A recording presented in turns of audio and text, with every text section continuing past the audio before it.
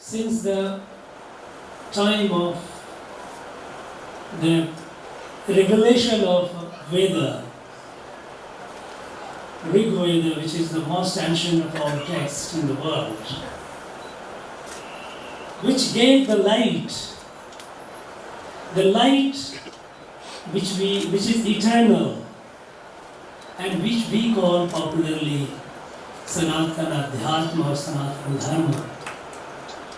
This light, revealed by our rishis and sages, has been carried on for at least for the last 10,000 years, if not older than that, because we do not exactly know how long back this was revealed.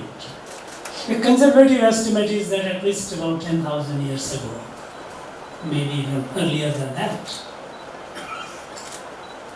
And it was this that gave rise to a Sanskriti, Sanatana Sanskriti, which spread over a land, and the land became Bharat. When we say Bharat, Bharat has reference only in our Sanatana literature. Bharat is referred in Sanskrit and Tamil literature thousands old. What is Bharat? Even in our Constitution of India, the Article 1 of the Constitution says, India, that is Bharat. So India is introduced, India needs introduction. Bharat does not. Bharat is understood by every Bharatiya, because Bharat lives in our day-to-day life of individual, of family, of the collectives. In the Constitution, when the pictorial depiction of civilizational evolution of Bharat was incorporated in the original Constitution, the first painting in our original Constitution is the painting of a Gurukula, a Vedic Gurukula, where a rishi, a teacher, is teaching, his students are sitting, cows grazing. That was the beginning of our civilization. That was the beginning of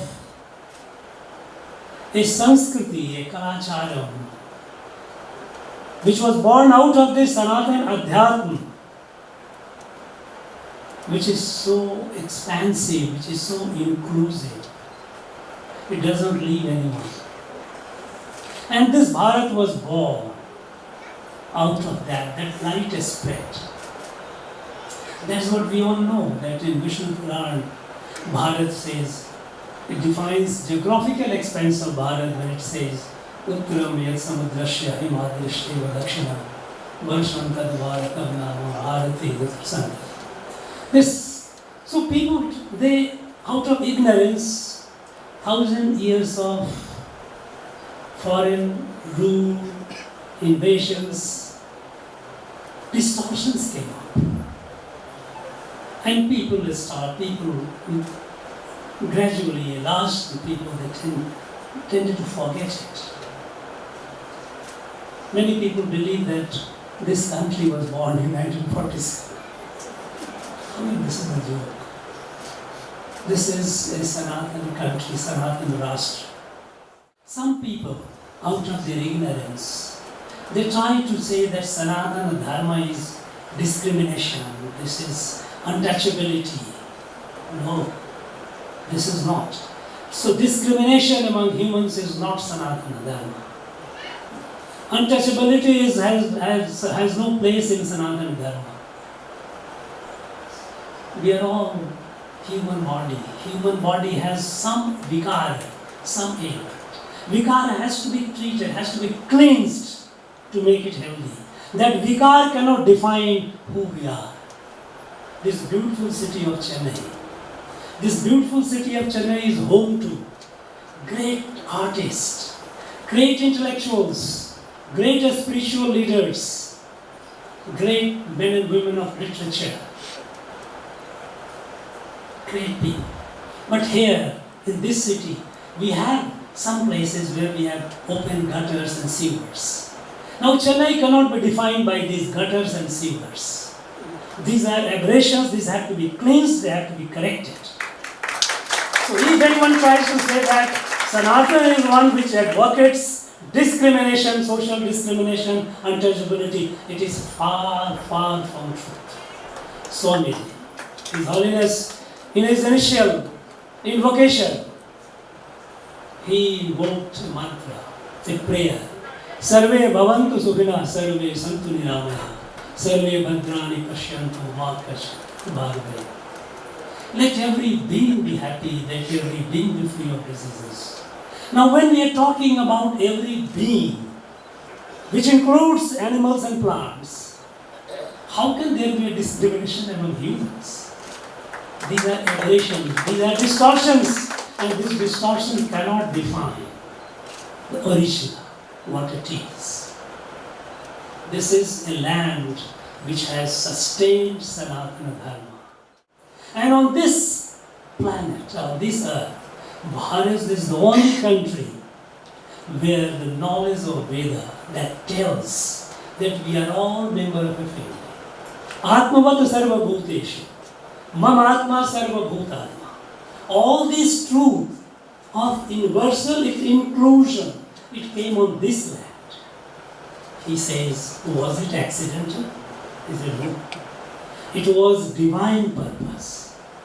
There was a divine purpose by which this truth was revealed on this land through our rishis and sages. And so, Bharat has a divinely mandated responsibility. Divinely mandated responsibility to spread this light to the whole world. It should remain confined to Bharat alone. It is this light that talks about Vasudhaiva Kutumbakam, the world is a family. It is this Sanatana Dharma that talks about Yadu Mure, Yadu Kile. It is this. This is the core pretext of Sanatana. We are all members of a family. We are looking differently, but this difference is apparent. There is no fundamental. And fundamentally, we are all reflection of the same divine, same Parmeshwara. And so at that level, at the most core level, we are all one. Differences are not differences, they are variations. So there is a difference between difference and variations. What we have around are variations, they are not differences. We are one and the same. This knowledge came here, right from the Vedas. And so, Rishi Aurobindo says it is our duty to spread it to the rest of the world. That Bharat has to be the one whose muscles are made of iron, whose sinews are of steel, but whose heart and mind is compassionate, Vedantic. Such a Bharat. So when Bharat is growing technologically, Bharat is growing economically, Bharat is growing militarily, and today it is growing. Until a few years back, the world did not take us seriously. But we all know, the whole world is watching at India with a lot of expectation. When the Prime Minister of India speaks, the whole world listens and listens with attention. Because they see the way forward. They see how the Western belief system, Western ideology has devastated the world, devastated the climate, devastated the society. There is so much of poverty, there is so much of tension, there is so much of violence. Violence against nature, climate crisis, violence against each other, wars, visible, invisibles.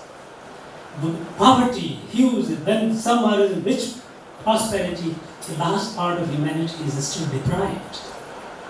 Now this is not sustainable. And for that, Bharat has to be strong. Not only materially, not only militarily, not only economically, but also spiritually. Because if it is not, then it will be just an imitation of the West. No, it will not be imitation.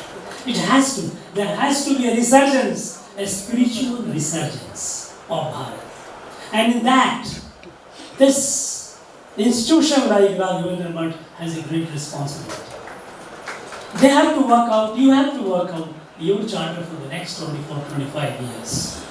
You have been doing a great job. You have been carrying on the legacy, the knowledge, that parampara, the tradition. Perhaps we have to be innovative.